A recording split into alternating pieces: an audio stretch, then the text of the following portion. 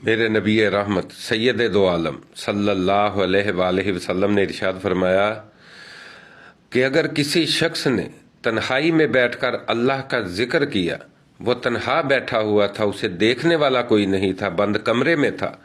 آپ صلی اللہ علیہ وآلہ وسلم نے فرمایا اگر تنہائی میں بیٹھ کر کسی شخص نے اللہ کا ذکر کیا اور اللہ کا ذکر کرتے کرتے اس کی آنکھوں نے آنسوؤں کا اخراج دے دیا، وہ اللہ کی محبت میں رو پڑا، آپ صلی اللہ علیہ وآلہ وسلم نے فرمایا ایسے شخص کے لیے قیامت کے دن بہت بڑا انعام ہے۔ سبحان اللہ۔ آپ صلی اللہ علیہ وآلہ وسلم نے فرمایا قیامت کے دن جب سورج سامنے ہوگا، قریب ہوگا، زمین تانبے کی ہوگی، ہر شخص پسینے میں شرابور ہوگا، جس وقت اللہ کے عرش کے علاوہ دوسرا کوئی سایہ نہیں ہوگا، آقا کریم صلی اللہ علیہ وآلہ وسلم نے فرمایا ایسے شخص کو اس وقت اللہ تعالیٰ اپنے عرش کا ٹھنڈا سایہ عطا فرمائے گا۔ سبحان اللہ۔